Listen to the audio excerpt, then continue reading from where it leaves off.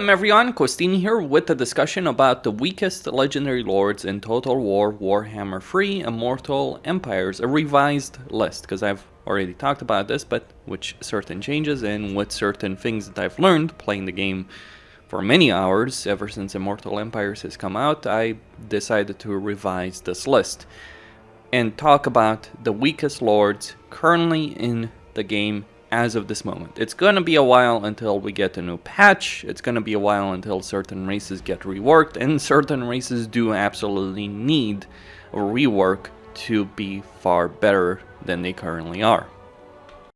At number 5, we have Emperor Karl Franz of the Empire. The Empire is a relatively weak faction currently in Total War Warhammer 3 Immortal Empires. They need a rework desperately. They need a rework with the Imperial Authority system, the elector counts, the way that plays out, the limited diplomatic options. So Karl Franz's first weakness is his starting position in the Empire, dealing with all of the issues of Imperial Authority and the elector counts, which quite frankly have been pretty bad for a while now. Even before Warhammer 3 came out and Warhammer 2, it wasn't a great system. Now it's worse because you have a lot more threats. The first issues, beyond just a broken system for Karl Franz, is his starting position. AI Karl Franz is significantly stronger because he controls all of Reichland from the very start. You controlling Karl Franz, you have to deal with these rebels, you have to deal with Helmgard, you've got Grom and Orion to the south that are going to be a problem, you've got Durfu potentially coming to be a problem. And then, of course, you've got the issues of Vlad. Vlad being able to raise very significant armies and conquer large swaths of the Empire. Like, by the time you've stabilized the situation in the Reichland and you've dealt with Festus, because you want to deal with Festus very quickly, Vlad likely will have both northern, southern Sylvania and quite likely Zufbar as well, which is going to cause a large number of issues when you are playing Karl Franz in a campaign. But those are just initial problems. The Empire has long-term problems as well. Although the Empire does have a good economy, that's not really going to be a problem for them. Although they do have a relatively good economy with a weaving house generating 250 income by default, they're going to have a lot of issues with units. Let me explain what those issues are. Early on, until you start getting into greatswords and huntsmen, a lot of your melee and range units just are subpar. I mean, your crossbows and huntsmen or archers are pretty okay, but the problem is the swordsman line, the spearmen with shields, the halberdiers, they're just not good melee units. They have low armor, relatively low armor, so they're not going to be able to stand up in a fight against many other units. Your artillery, to break down walls in particular, is locked all the way tier 4, specifically the cannons over here. So your only artillery options at tier 3 are mortars, which have a lot of problems with the AI being able to dodge their shots very effectively. And yes, although you can get a lot of heroes, mages, captains, etc., a lot of those get locked behind buildings, and well, getting those necessary buildings can be an issue. At least Creative Assembly has fixed the issue, at least in the patch note. They fixed the issue of Imperial Authority just ceasing to work after a certain point, so you no longer have the same problems with Imperial Authority as you did before. But even so, it is a mess to control the entirety of the Empire. And Karl Franz's skill line, I mean, yes, you do get Lord Recruit rank all provinces, that's nice, but when you look at the skill line, a lot of the things here are not necessarily so great, or if they're good, they're only lord effects. Compared 15 armor for great swords as opposed to getting 10 armor faction-wide as Balthazar Gelt. Therein lies the difference between Gelt and Karl Franz. Like, if you want to play an Imperial campaign and the Empire have a much better time, I would strongly recommend playing as Balthazar Gelt, because you're going to have a much better time on the campaign map and in battles, and you're far better positioned to deal with the threats. Like, if you're playing Balthazar Gelt, you'll have a much stronger partner in Karl Franz, and you'll be able to stabilize the Empire much quicker, because you'll be able to take out these orcs very quickly, and then go and deal with Vlad very quickly if you're able to, before he gets completely out of control, because he can. Also, Gelt can colonize the mountains, you can't, which obviously creates problems in your campaign. So yeah, lots of issues with Karl Franz, issues with his army, issues with his starting position, issues with his race. The Empire desperately needs a rework. It needs some help with some of their early game units. Them being cheap doesn't change the fact that they're pretty awful in a lot of ways. And here's the thing. Although they're cheap to recruit, what they're not so cheap to do is maintain them. Their upkeep is actually reasonably high when you're looking at it. So yes, you can recruit a lot of units, but you won't be able to maintain vast armies until much later on of swordsmen, spearmen with shields, etc. There are factions with better units that are cheaper, that have a similar economy to you, and that's something that does help them. The Empire does have a lot of issues, and they also have issues with the fact that their best range units are handgunners, right? Well, handgunners or huntsmen, but handgunners tend to do quite well. The problem is gunpowder units have a lot of issues firing at the moment. Later on in Tier 4, the Empire with demigriffs, greatswords, huntsmen, etc.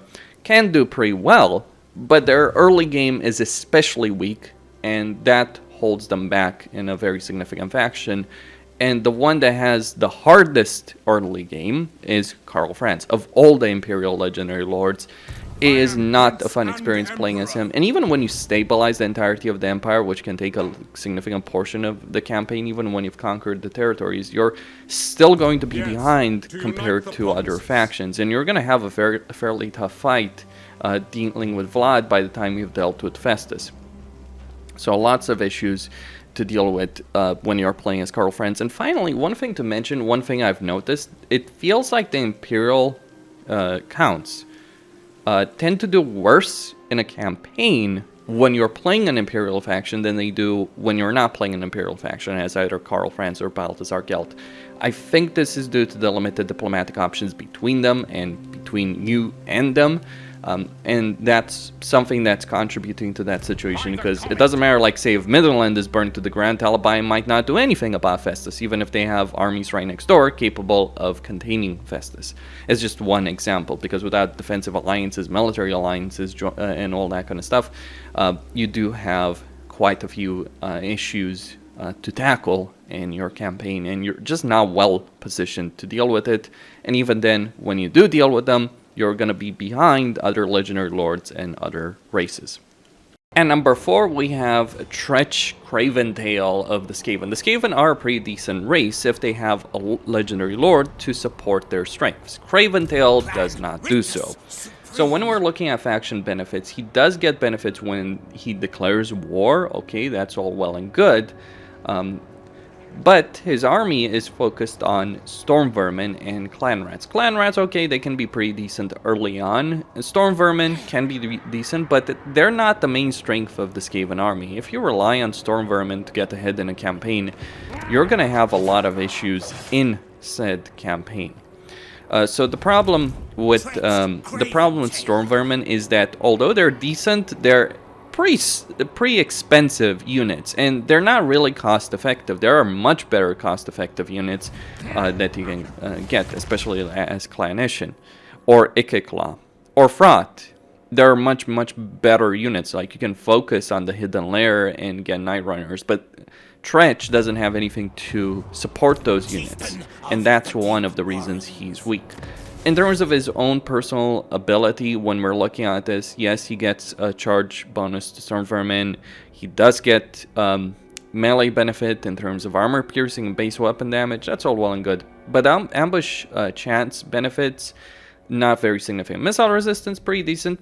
Okay, but again, we're running into the same issue that other lords have, in that they're only really buffing their army, not their faction, which is something that does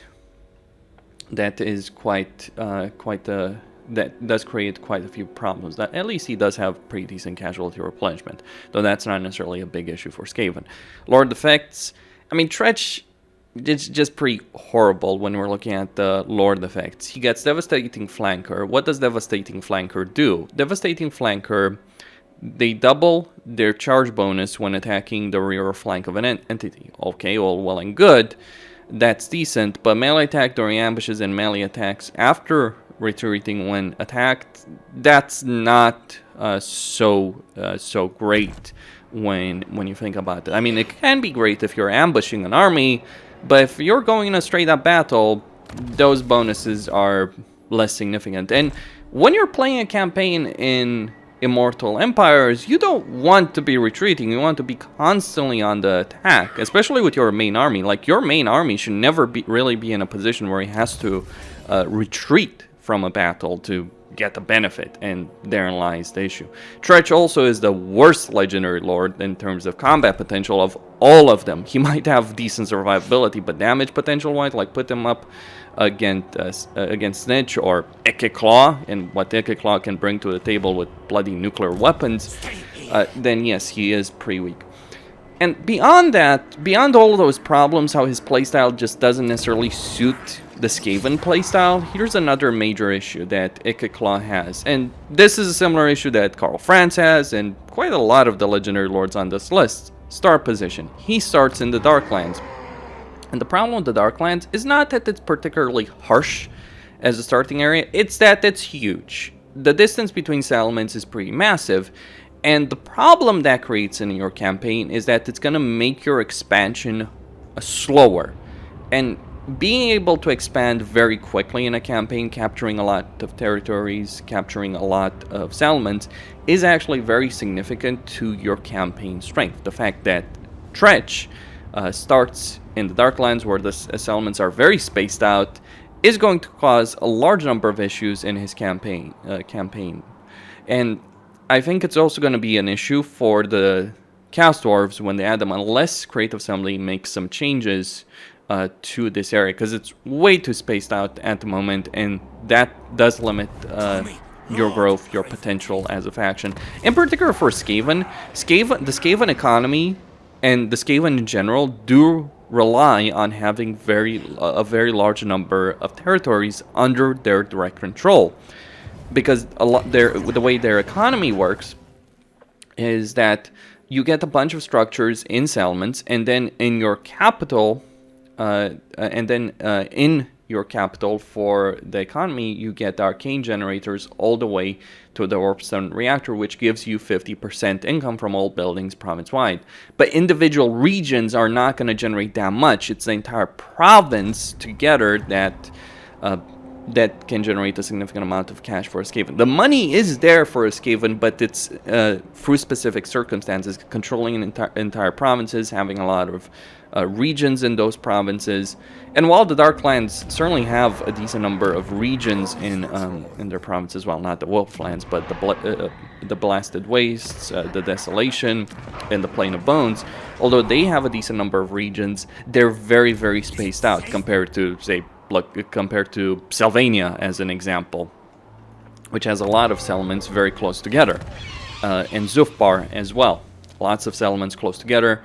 It would be much better to be able to expand over there in the Dwarven territories, actually. I mean, you're not too far away from the Dwarven settlements, but then, of course, you're going to leave your entire flank exposed to enemies in the Darklands, and a lot of people dislike Skaven for pretty obvious reasons.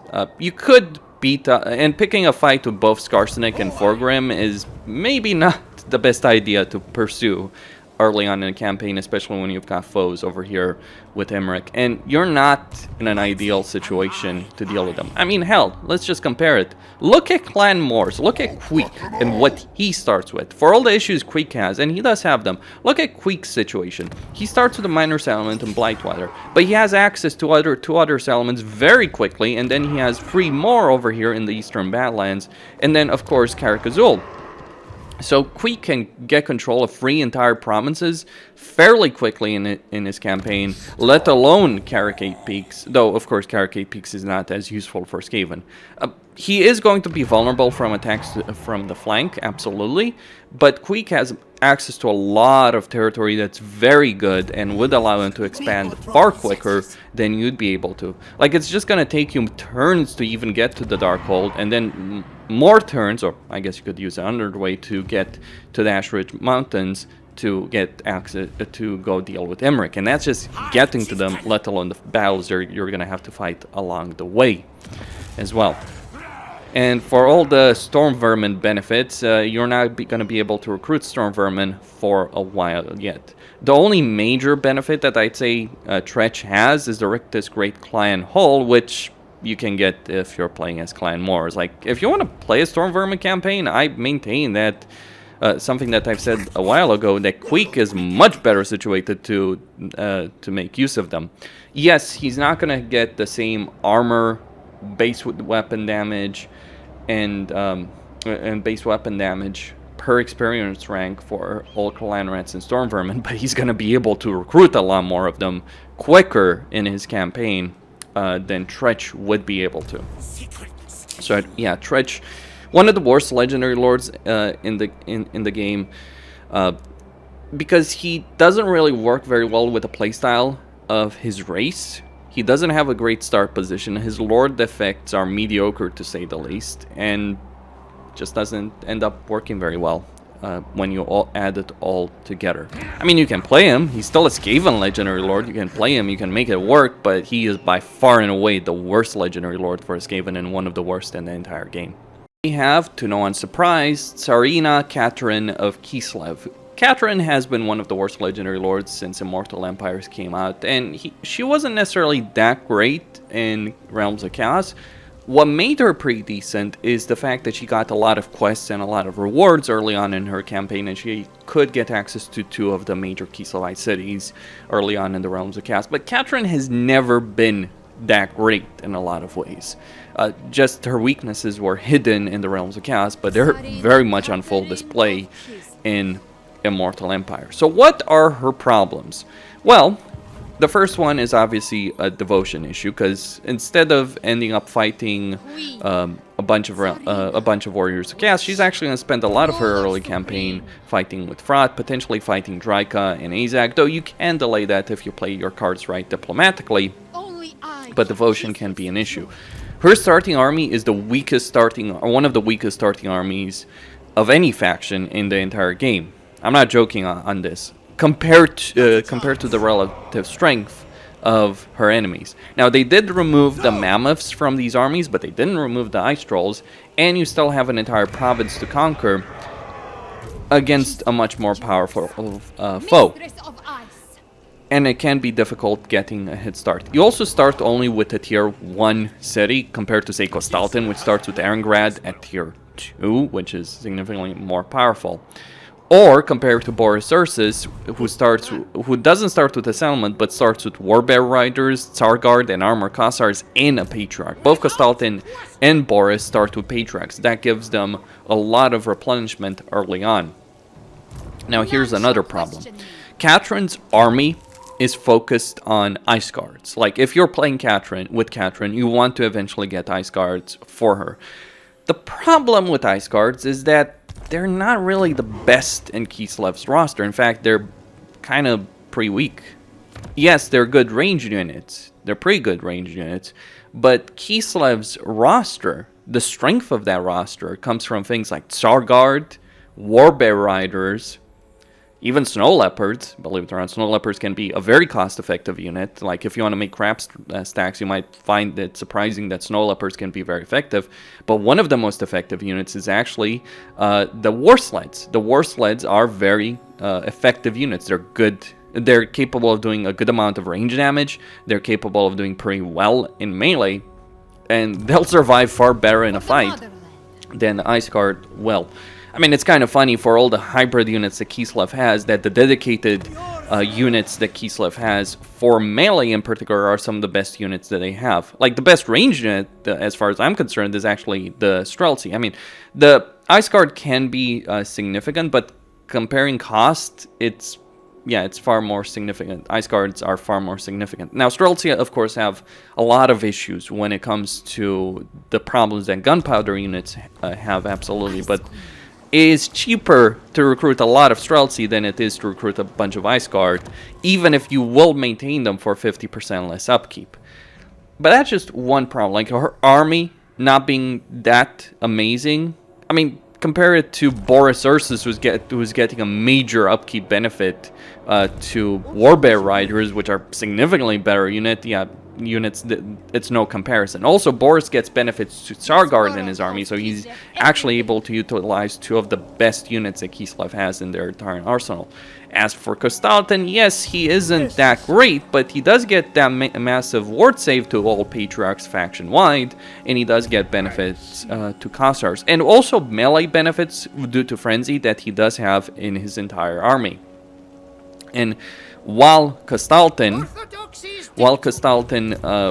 won't necessarily be the best, his playstyle actually makes more sense than Katarin's. And that's just one of those issues. Like, starting position is bad, issues with Kislev in general, especially with the invocations, but we go onward. Let's talk about skill line.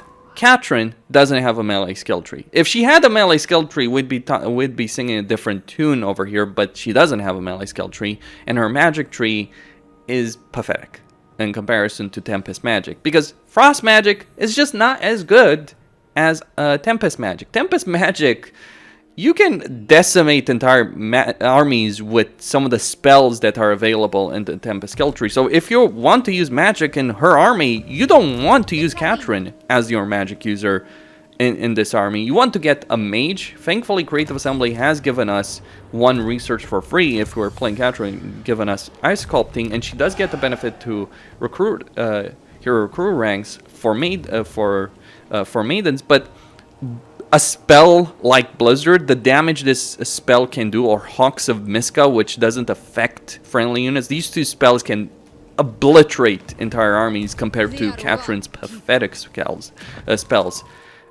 So if you're playing Katarin, you're getting the army skill line, you're getting her special skill line, you're getting Guardian Call to summon a Snow Leopard, sure, and you do get some melee benefits over here as well.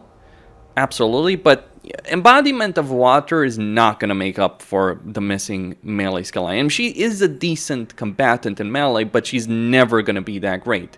Her spells are not worth using. Even if you want to invest in Frost, would you rather have more casts of Hawks of Miska and Blizzard, or would you rather use the largely support spells that Katarin has in her skill tree? I know which ones I'd use in a serious battle.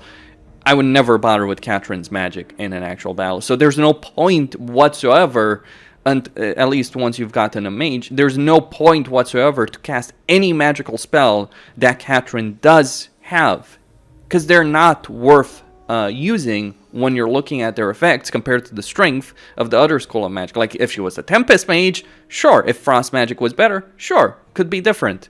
But it's not. So you have a magical lord, who doesn't do good magic, but also doesn't have a melee tree. And that's something that does affect her capability in a significant way. Even if you confederate her, forget about playing Katarin, even if you confederate her, you realize that she's actually the weakest combatant of all of them. She's far weaker than Boris Ursus, she's weaker than Kostaltin, because at least Kostaltin has the melee skill tree and is a pretty good melee combatant. Far more so than Katarin. Like, they're both riding bears, but Kostaltin has much better survivability and ability to damage, and not just himself, but with his entire army.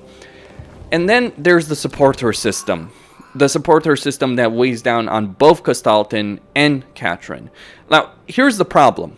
Beyond the annoyance of having to get supporters, here's one significant downside of this. You can't confederate with Kostaltin, or if you're playing Kostaltin, you can't confederate with Katarin until you've gotten 600 supporters. Now, getting 600 supporters, even if you're maintaining invocations all the time and you're capturing territory all the time, it can take you, I don't know, 100 turns, 70, 80 turns, something along those lines. That means that for all of those turns, you're going to be missing out on the special effects of Erengrad. And Erengrad is a pretty great city. It gives you some really nice effects from some of the special structures. This, by the way, of course, this applies to Kostaltin, but Kostaltin is in a much better situation from the very start with Tier 2 city. But yes, Kostaltin himself is going to have those problems. The thing is, when you look at what Kislev adds as a city compared to Erengrad, there's no real comparison. Like, Erengrad is a much more useful city to have than Kislev. I'm not saying Kislev is worthless, it's worth quite a bit, but when you look at the benefits of Kislev, they're not worth as much as what Erengrad is able to provide, or hell, Prague is able to provide. Prague is probably the best city, actually, but Erengrad with the Frostholm does give you some significant benefits in terms of allowing you to recruit artillery from it, as well as I believe it gives you Frost Maiden capacity, so you can get more casters. Yes, Castalton can get more casters than Katarin in his campaign much earlier on. It is that silly. That silly. But that issue with Confederation is actually what makes Boris Ursus so much better, because guess what? Boris Ursus can confederate both Katarin and Castalton much earlier than that. Far earlier than that. Like by turn 30, 40, 50, you can confederate both Katarin and Castalton and get both their cities and all the beneficial effects that those cities have.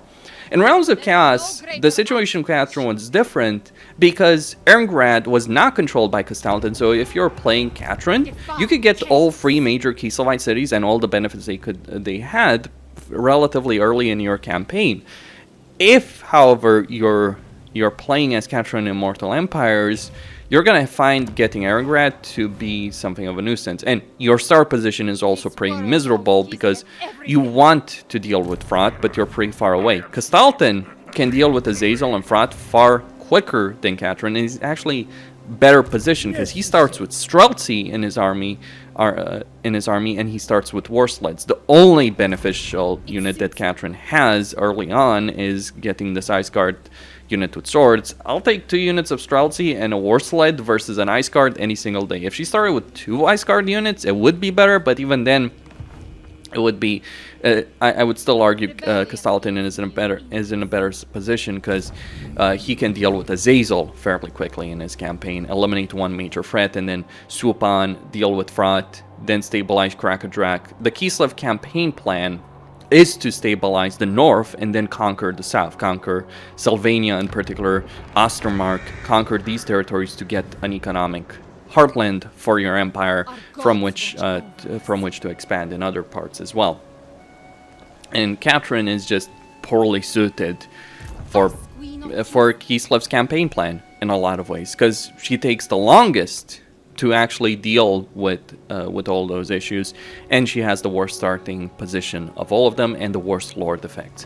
The only benefit she gets in her entire campaign, forget her hero recruit rank and ice core duration, training duration, those don't matter as much as you think, because you're going to have severe limitations on how many mages you're going to be able to recruit in your campaign, so just being able to recruit them faster doesn't matter that much. Getting them at a higher recruit rank can be nice to a degree, absolutely, don't get me wrong on that, but compared to the benefits that Castalton and Boris Ursus get, I would argue it's not that significant. Devotion from successful Frost Maiden actions, irrelevant. Control 6 can be nice, can be useful, but it doesn't make up for all her other shortcomings. So, Katarin, one of the worst legendary lords. 2, we have Ungrim Ironfist, one of the worst legendary lords himself. He's not in control of the weakest faction in the entire game, but he is a very poor legendary lord. In fact, he's not even that great if you confederate him, because he's more or less a generic dwarf lord. Like, the way you want to use him would be a generic dwarf lord that has a lot more melee potential. That's basically Ungrim in a nutshell. But what's the problem? Well, I won't talk about the issues of the dwarves, those are very well known. Issues with their economy, issues with their territory, issues with the grudges, etc. Though the grudge issues are far less significant at the moment, but it's still not a great system as far as I see it. But what issues does Ungrim have? Well, first off, his starting grudges are nonsensical. He has grudges to beat up Sylvania, win several battles against Sylvania, specifically against Vlad, who is already a very strong faction. Then he has basically quests to take Azag out, because by the time you get to Karak Ungor, Azag is going to have it in like the first 2 turns, no problem. Get Karak Flag, and also take the Silver Pinnacle. So he's got grudges to deal with a lot of enemies from the very start. And he has a lot of problems with that start, surrounded by enemies as he is, and not having a very strong army. He starts with the Slayer Shrine of Karak at tier 2. He doesn't have an economic building, nor does he have a regular military barracks. Believe it or not, having a military barracks would actually improve Ungrim's starting position by quite a bit, because Slayers are pathetic as units. They're just not that great in a lot of ways, and they are certainly ill-suited to dealing with this kind of situation. But what are Ungrim's issues specifically with Slayers? Well, Slayers, by default, when they level up, they give you a chance to get an ancillary that reduces their upkeep. What's the problem with that? Well, the dwarves also have an ancillary, or 2 ancillaries, that increase their research. It's actually one of the few benefits that they do have on a campaign level, that they can get a lot of research rate. They can get it through archivists and students. The way you gain students or archivists is you rank up a lord or hero while not researching anything. So when you're beginning a turn, just pause your research, go fight whatever battle you have to fight, and before you end the turn, continue your research. You'll be chock full of students or archivists. Or you should, unless you're playing as Ungrim. Because from my experience, and I've done an entire campaign as this guy, from my experience playing as Ungrim, the Slayer banner, which he's gonna get because he starts with Slayers, he wants to use Slayers. I mean, what's the point of playing Ungrim if you're not gonna use Slayers? That's the whole reason his character exists, even on the tabletop, to provide the Slayer army. But the problem is Slayers and that banner, of which you'll be getting a lot of, seem to interfere with your ability to get archivists and students. So that means that if you're playing Ungrim, compared to all the other Dwarven Legendary Lords, your research rate is going to be the lowest. That's the biggest issue by far with Ungrim's playstyle. That not only are the dwarves weak, but instead of giving them some benefits to improve their situation, he actually makes them weaker if you play him with his preferred playstyle of using Slayers. Here's a bit of advice: get rid of the Slayer Shrine of Karakadrin, start getting a barracks, or just wait 1 turn, recruit 2 more Slayers, that's it, eventually get rid of them. The fact that you're negating one of the main reasons to play Ungrim from the very start, because he's interfering with your campaign strengths, should give you an idea of how horrible this guy is. But it goes even further. Even for the Slayers, he's actually not that great, because what does he give those Slayers? He gets a recruitment benefit and construction cost benefit for Slayer buildings, and recruitment benefit for Slayers, and speed bonus for all infantry units. I mean, we want to talk about speed, let's talk about Grombrindal's army speed. But, okay, 10% speed, pretty decent. But recruitment cost for Slayers, okay, decent enough as well. Reduces them significantly in terms of cost. But they're still going to cost a lot, even with that minus 25% upkeep.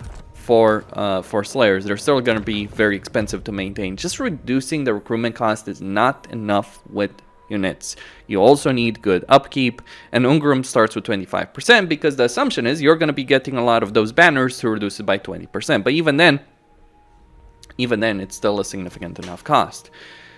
And then we go into his special skill line. The only thing in this entire skill line, beyond buffing his melee combat ability, the only thing that's actually great in this skill line is Doomseekers, which gives you 15% casualty replenishment for Ungrim and Slayers. Dwarves do have poor casualty replenishment, so getting 15% casualty replenishment is welcome, or would be in theory. He also gets 5 melee attack for Slayers, bonus versus large, plus 10 for Slayer units. Okay, all well and good, and 5 melee attack, as well as Journey's End ability. Now, Journey's End basically prevents entities from dying while this ability is active. Now, this would be an amazing ability for most other units. The problem is this: Slayers take significant amount of damage in battles because they have 0 armor, which makes them far less useful. I mean, compare a Slayer to a Dwarf Warrior. Like, just look at the comparison. Yes, they've got substantially better melee attack and weapon strength, as well as charge bonus. Okay, but they have far less armor and only 840 more HP. What that means is these guys, yeah, they might do more damage in a battle, but they're gonna die in droves in a battle. I mean, I guess that's the purpose. But even with that ability, it's not gonna be enough to keep them alive. And it's going to take you some time to be able to unlock Doomseekers, so Ungrim's campaign start is actually pretty miserable. I mean, he only starts at war with a minor greenskin faction. It should be easy enough. Should being the word I'd emphasize over here. But it's not. It really isn't. In fact, he has some of the worst he doesn't even have the best slayers. I wouldn't say he has the worst slayers, because he doesn't have generic ones at least. But he actually has worse slayers than some other factions may get access to. I'm not exaggerating on that. I mean, consider this. Phillip over here gets an armor benefit to his entire army. That includes slayers. Slayers with 10 armor are going to be much better in a battle than slayers with 0 armor. That's just an example. I think like slayers could really benefit from having ward save, I think, in their campaign. Or physical resistance like Borzak gets with his savage orcs, but you don't have those benefits either. And they also shouldn't interfere with your ability to get archivists and students, but they do. Then on top of that, one other issue with his campaign is this. When you're playing Ungrim, one of the things I notice is that Thorgrim tends to do far worse in his campaign than he normally does if you're playing on Dwarf Lord or if you're not playing Ungrim. It's something I've noticed with Belegar as well. Like if you're playing a Belegar campaign or Ungrim campaign, you're going to have to bail out Thorgrim. It's less of a problem if you're playing Thorgrim, but you're going to have a lot of issues playing Thorgrim as well. What that means is that you're going to have to, as Ungrim, you're going to have to deal with Skarsnik. And that's going to leave you exposed to Tretch, who, yes, he's pathetic, but he's still, anyone who can send full stacks against you is still a threat that you have to deal with. So that means, as Ungrim, your campaign plan, and this is where things get ridiculous, is to head down south, take out Skarsnik, take his entire territory, then take out Tretch, because he's obviously going to declare war on you. Stabilize the situation here, make a deal with Ungrim, with Emmerich, give Emmerich a lot of the territory here in the Darklands that you capture from Tretch. Take the fight to Skarsnik, to the Greenskins, etc. And then you can move on to actually dealing with your campaign situation in the Silver Pinnacle, Vlad, etc. It is not a great campaign plan, because you're also going to be leaving your northern territories exposed. Like, Ungrim doesn't get any major faction-wide benefits either, except their recruitment cost. Like, his Lord skill doesn't give you any faction-wide benefits. It just gives you army benefits for Slayers. So, even the Slayers would, for other Lords that, for this faction would not be that great. I mean, compare Slayers that Ungrim has with what Belegar can get for his own Slayers, for his own army as well. Belegar gives his all his units 20% less all block chance. Basically, Slayers by default have Bronze Shield. He gives them a Silver Shield, significantly increasing their survivability against ranged units, because that's one of the problems. It gives them armor. Ungrim just gives them more melee attack, which they don't need because it's already pretty high to begin with. So yeah, Ungrim is not a great Slayer legendary lord. Like, both Belegar and Phillip would do much better with the Slayer army than he does, but they don't use Slayers. You don't want to use Slayers if you're playing a Dwarf. Not just because of the interference with students and Archivists, but also because they're not the best units. Quarrelers, Dwarf Warriors, Iron Drakes, much better units to recruit. Much better to focus your army on a Quarreler army than it is to focus on a Slayer army. And that's where we get into some of the biggest issues. Like, Ungrim is pointless in a lot of ways. Even confederating Ungrim feels pretty pointless, because all you're really getting for confederating him is just a slightly better generic lord, and slightly better in terms of the fact that, yes, he is going to be powerful himself in terms of battle, but you don't want to use his Slayer army, which is the main purpose he exists. So there you go, one of the worst and most useless legendary lords in the entire game, with a playstyle that is contrary to everything his faction every strength that this faction does have, be it research, the strong, heavily armored dwarf warriors and quarrelers, the range strength of quarrelers, the artillery strengths of the dwarves. Ungrim just goes completely against that to buff up the melee attack of some of the worst units in the entire dwarven roster. Finally, as the worst legendary lord in Immortal Empires, we have the Daemon Prince. And oh boy, is there a lot to talk about when it comes to this guy. First off, he doesn't have a good start position. This is shocking to say because the Chaos Wastes in general are a really great location to start your campaign in, assuming you can colonize it with no penalties, which you can. The problem is this. He personally uses undivided corruption for control, but he's not able to get structures to increase undivided corruption. Instead, he's always going to increase the corruption of a particular god, dependent on who he has chosen as his god for that particular region and a province. So over here, I went to Nurgle. Already started in Nurgle province. Start with a decent amount of growth. Gonna get more growth as well because of his benefit, because of the benefit of Nurgle corruption. Like individual corruptions can be great. Tzeentch, Slaanesh, and Nurgle can be pretty good. Nurgle because of the growth, Slaanesh because of the economic benefit, all that. But although he can generate a lot of that corruption, he's not going to be able to generate corruption to increase his control.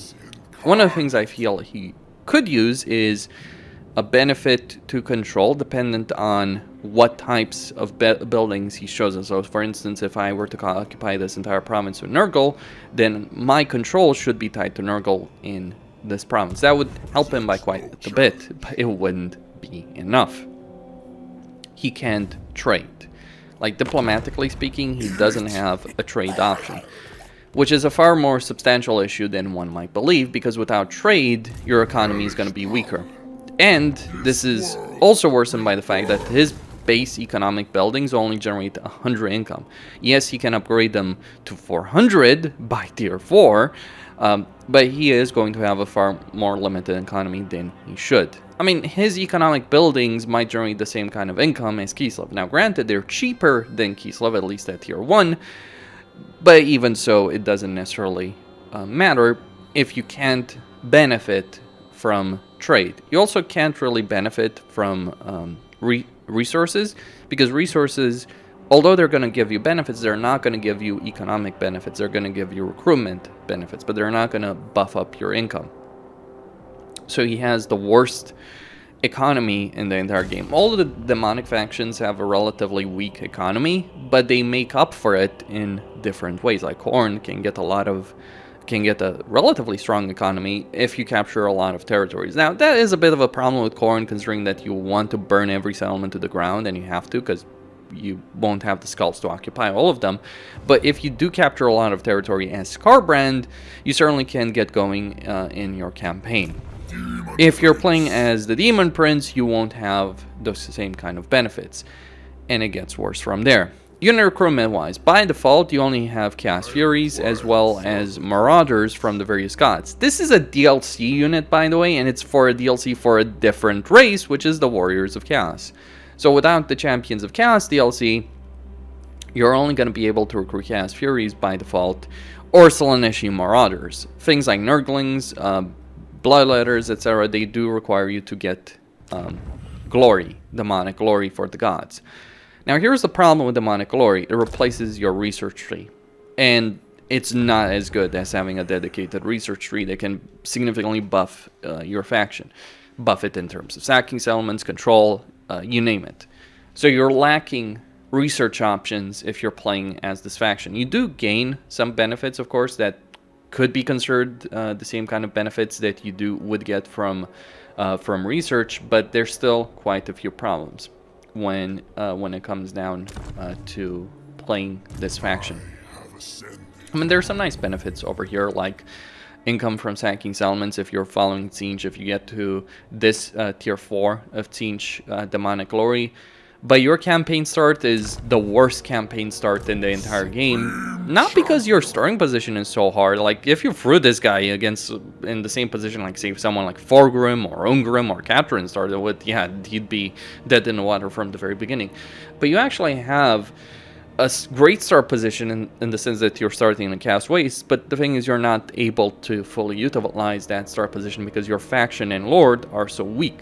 Then it's his special skill tree. His skill tree is a mess. Most legendary lords get campaign movement range very quickly. For him, you need level 6. What about Inspiring Presence? You need level 7.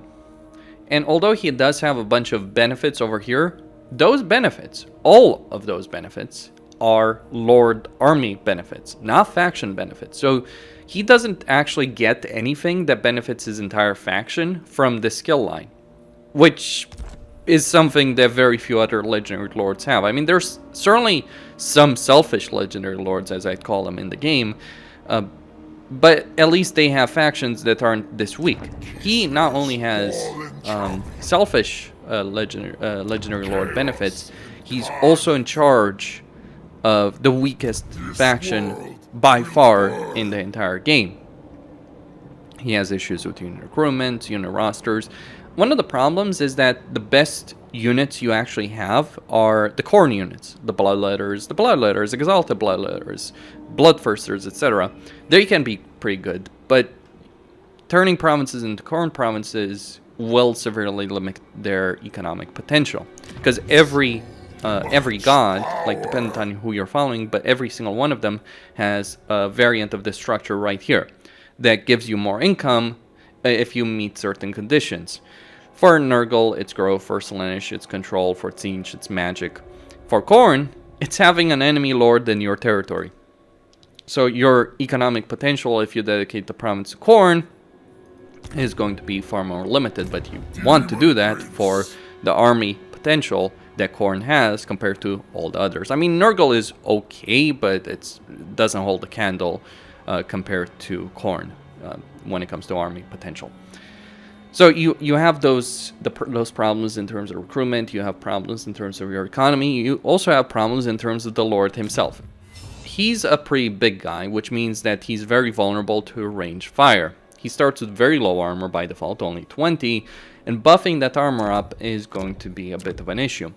The weapon, the limbs, so to speak, are good, but you can't use items, so they're actually far more limited than you might think, because you're not going to get a Talisman of Preservation or an Armor of Destiny on this fellow, which means that his actual combat power is going to be weaker than even a generic Demon Prince. Like, yeah, a generic Demon Prince, like the Warriors of Chaos can actually get, may end up being better than this guy in terms of an actual battle, because although they don't have the special weapon parts, they will have all those great items that will increase a Demon Prince's survivability in battle, which you don't have access to because you can't use items with him because the body parts are supposed to be the items. And the effects they give are not so substantial as to make up for the loss of items. So significant downsides when it comes to, like, a generic Demon Prince would actually be better than this guy would in terms of combat potential, and on the campaign map as well. Now, eventually you do unlock certain benefits, the teleport stands, minor plagues, bloodletting, etc. You do unlock certain benefits if you're playing the Demon Prince, but it's not enough to make up for the weaknesses, and it does take some time to unlock said benefits. So, really horrible Legendary Lord. There's not much more to say. Don't play him. He's the worst by far. I mean, even with Ungrim, Katarin, and all that, you can still make them work. With the Demon Prince, it's by far and away the worst campaign you can play in the entire game, and the one that Creative Assembly has neglected the most. I mean, yes, Ungrim, Katarin, Tretch, etc., they could use some help, don't get me wrong, Karl Franz, they could use some help, but if you just buffed, say, Kislev's economy or gave Katarin melee skill line, it could work much better. But with Demon Prince, I think his entire faction needs to be reworked to work even decently, and even then it may not be as strong as some other factions. That's how weak this guy is, and that's why he gets the #1 spot on this list. Costin here, signing out. Don't forget to subscribe, like, enable notifications, and I'll see you boys and girls next time.